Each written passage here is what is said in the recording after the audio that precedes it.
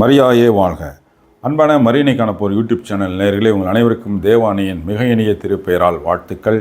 மாதாவின் காட்சிகளை கிபி 40வது ஆண்டு முதல் ஒவ்வொன்றாக நாம் பார்த்து கொண்டு வருகின்றோம். அந்த வகையில் இன்று நாம் பார்க்க போகின்றது 1294ஆம் ஆண்டு ஜூன் மாதம் 12ஆம் தேதி இத்தாலி நாட்டில் மெஸ்ஸினா என்ற இடத்தில் நடந்த மாதா காட்சிகளை தான் நம்ம இப்போ தெரிஞ்சுக்க போகிறோம். இந்த காட்சிக்கு உள்ளே போகிறதுக்கு முன்னால் மாதாவை நாம் வாழ்த்துவோம். பிதாவாகிய கடவுள் தேவானையை கபிரியேல் தூதர் மூலம் வாழ்த்தினார். நாமும் அதே வாழ்த்தொழியை மாதாவிற்கு தெரிவிப்போம். என்னோடு சேர்ந்து நீங்களும் தேவதாயை வாழ்த்துங்கள். அருள் நிறைந்த மரியாயே வாழ்க. கர்த்தருமுடனே பெண்களுக்குள் ஆசீர்வதிக்கப்பட்டவள் நீரே, உம்முடைய திருவயிற்றின் கனியாகிய இயேசுவும் ஆசீர்வதிக்கப்பட்டவரே. அச்சிஷ்ட மரியாயே, சர்வேசுடைய மாதாவே, பாவிகளாக இருக்கிற எங்களுக்காக இப்பொழுதும் எங்கள் மரண நேரத்திலும் வேண்டிக் கொள்ளும். ஆமேன்.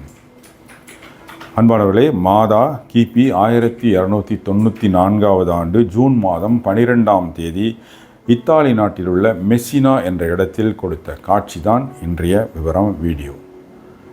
இந்த குறிப்பிட்ட நாளில் பார்த்திங்கன்னா, நிக்கோலாஸ் அப்படின்றவருக்கு ஒரு துறவி, அவர் ரொம்ப தாழ்மையாக எளிமையாக இருக்கிற ஒரு துறவி. அவர் ஒரு கனவு கண்டார். மாதா அவர் கனவில் மெஸ்ஸினா என்ற அந்த ஊருடைய செனட், அந்த லோக்கல் அரசாங்கம், அந்த அரசாங்கத்திட்ட போய் செனட்டில் போயிட்டு நீ சொல்லு, பக்கத்தில் இருக்கிற அந்த மலையில் ஒரு ஆலயம் கட்டப்பட வேண்டும் அப்படின்ட்டு போய் சொல்லுன்றாங்க. இவர் காலையில் எந்திரிச்சு பார்த்தோன்னே அவருக்கே ஒரு சந்தேகம் வந்தது. நம்ம கண்டது கனவு, இது ஒரு கற்பனை தானே, இது கனவுல வந்ததெல்லாம் நம்ம பெருசாக எடுத்துக்கிட்டோம்ல, தேவையில்ல. மாதா வந்தது நாமளாக நினச்சிக்கிட்டு ஒன்றா இருக்கும், கற்பனை அப்படின்னு இவர் நினச்சிக்கிட்டு வழக்கம் போல் இருந்துட்டார். மறுபடியும் அடுத்த நாள் இரவு திரும்பவும் மாதா கனவுல தோன்றி அவரை கடிஞ்சிக்கிட்டாங்க.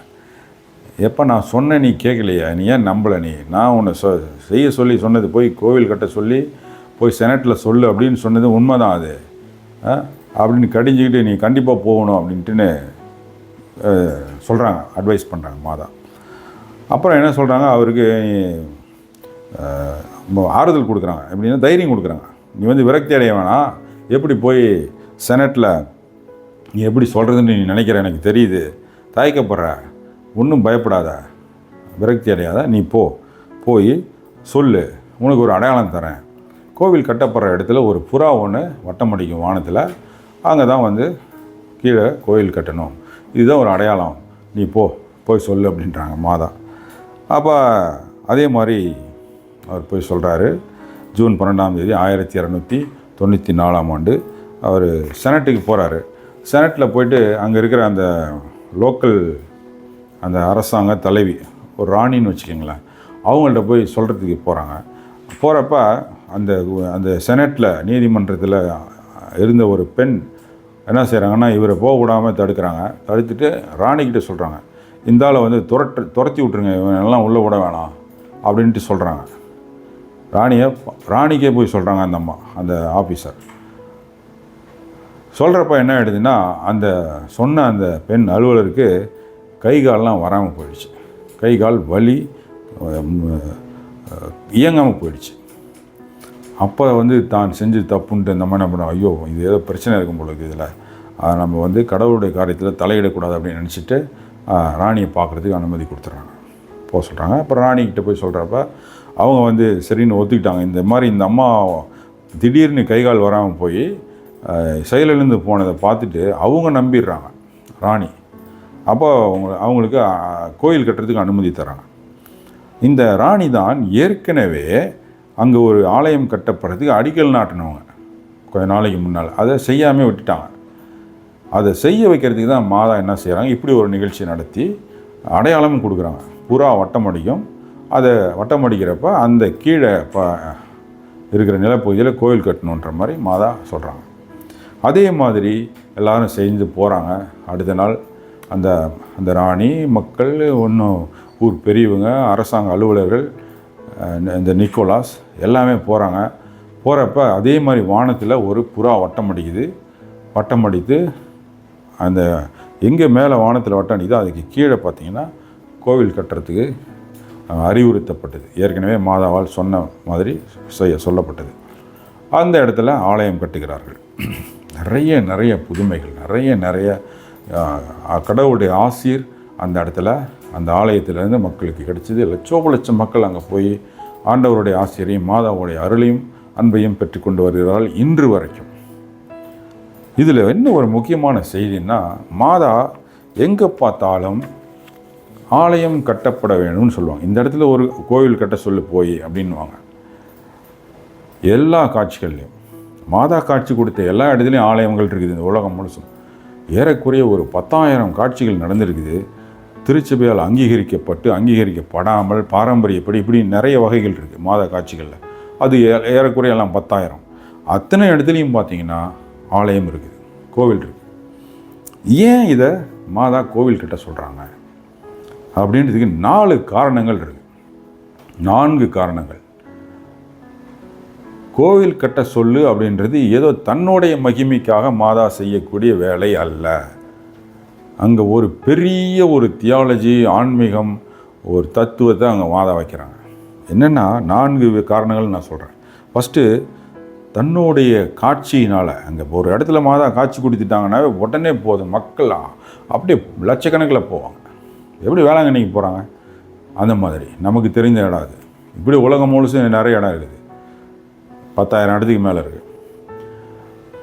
லட்சக்கணக்கில் போய் குமிகிறாங்க. அங்கே மாதா காட்சி கொடுத்துட்டாங்க, அந்த மண்ணை மிதிக்கணும், அந்த இடத்த பார்க்கணும், அங்கே இருக்கிற நீரூற்றிலேருந்து அந்த தண்ணியை நம்ம குடிக்கணும், இன்னும் போய் வேண்டுதல் வைக்கணும், மாதாட்டிருந்து ஆண்டவர்கிட்டருந்து ஆசீர்வாதம் வாங்கிக்கணுன்ட்டுன்னு கான்செப்டில் என்ன செய்கிறாங்க, லட்சக்கணக்கில் போகிறாங்க. இது ஒன்று. 2வது, அங்கே கோவில் கட்டப்படும். அதுக்கப்புறம் மாதா காட்சினாவே உடனே ஆலயம் தான்.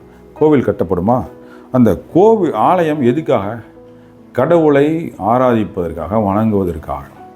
ஆச்சா, அங்கே தான் மாத விஷயத்தை வைக்கிறாங்க. இப்போ ஒரு கோவில் கட்டினா என்ன செய்யணும்? அங்கே ஆண்டவர் இயேசுவை அங்கே ஆராதிக்க ஆரம்பித்து விடுவோம். தன்னுடைய மகன் அங்கே மகிமைப்படுத்தப்படுறார் ஆராதனைன்றது. ஆலயம் கட்டினதுக்கு அப்புறம் என்ன செய்வாங்க? நற்கரணையை ஸ்தாபிப்பாங்க. அங்கே நற்கரணை பிரசன்னம் அங்கே இருக்கும். என்ன செய்வாங்க அதுக்கப்புறம்? நற்கரணையை வச்சுட்டா என்ன செய்வோம்? நம்ம ஆராதிப்போம். ஆராதனைன்ட்டு மோட்சத்தில் நடக்கிற மாதிரி கடவுளுக்கும் இங்கே ஆராதனை, வணக்கம், பக்தி எல்லாமே செலுத்தப்படும் தன்னுடைய மகனுக்கு. அடுத்ததாக திருப்பலி நடக்குங்க, பூசை நடக்கும். பூசையில் பார்த்திங்கன்னா ஆண்டவருடைய பிரசன்னம், ஆண்டவருடைய பிரசன்னத்தை நம்ம போய் நற்கரணையில் வாங்கிக்குவோம். 4வதா, இதெல்லாம் நடந்ததுக்கப்புறம் இதன் மூலம் மக்களை தன் மகனிடம் கொண்டு வரும் அற்புதமான தெய்வீக திட்டமாக இது இருக்கும். இத்தனையும் நடக்கிறப்ப என்ன செய்வாங்க? அடுத்து என்ன நடக்கும்? அந்த பகுதி முழுவதும், மக்கள் முழுவதும் என்ன ஆவாங்க? ஆண்டவருக்குள்ளே வருவாங்க. இப்போ ஆண்டவர் இல்லாத, நற்செய்தி போதிக்கப்படாத இடத்துல எல்லாமே மாதா கொடுத்த காட்சிகள்னால அந்த பகுதி, அந்த நாடு, அந்த ஊர் எல்லாமே ஆண்டவர்கிட்ட வந்துடும், திரும்பிடும். அப்படி நடந்தது தான் மிகச்சிறந்த உதாரணம். அது எதுன்னா மெக்சிகோ நாட்டில் இருக்கிற குவாடலூப். அங்கே நற்செய்தியே இல்லை, கிறிஸ்தவ மதமே இல்லை. அங்கே 1500களில் ஸ்பெயின்லேருந்து அங்கே போய் நற்செய்தி அறிவித்தாங்க. ஒரு 100 வருஷம் ஒன்றும் பலன் இல்லை, ரொம்ப ரொம்ப ரொம்ப ரொம்ப கம்மி பலன். நேரடியாக மாதா களத்தில் இறங்கினாங்க. ஒரே ஒரு காட்சி தான் மெக்சிகோவில் குவாடலூப்ன்ற இடத்துல மாதா காட்சி கொடுத்தாங்க. 50 லட்சம் மக்கள் அங்கே கத்தோலிக்கர்களானாங்க.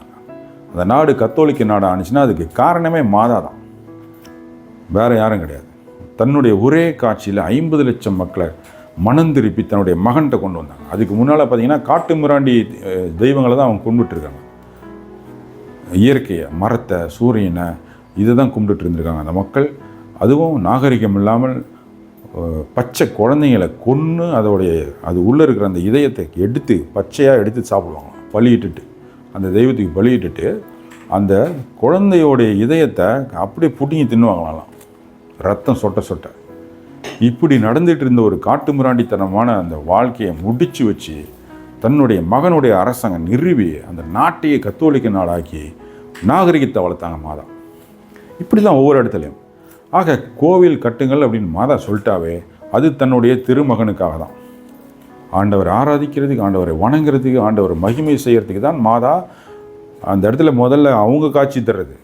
அவங்க மகிமைப்படுவதற்காக இல்லை, தன்னுடைய மகனுடைய மகிமைக்காக தான் காட்சி அளித்து ஆலயத்தை கட்ட வச்சு அங்கே தன்னுடைய மகனை 24 மணி நேரம் மக்கள் ஆராதிக்கணுன்ட்டு மாதா இந்த மாதிரி திட்டத்தை செயல்படுத்திட்டு வராங்க. இதுதான் மாதா.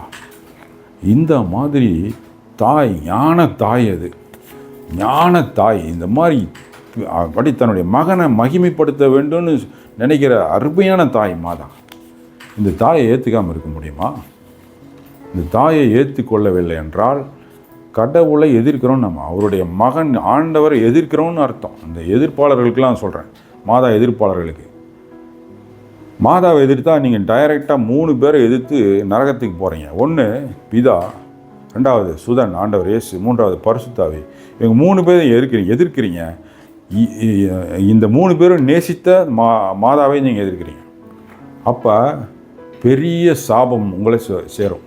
பெரிய சாபம் என்ன சேரும்னா, லூசிஃபருக்கு சகோதரனாகி நரகத்தில் விழுந்து நித்தியம் நித்தியம் நித்தியம்னு நரகத்தில் வேதனையை அனுபவிப்போம், நெருப்பில்.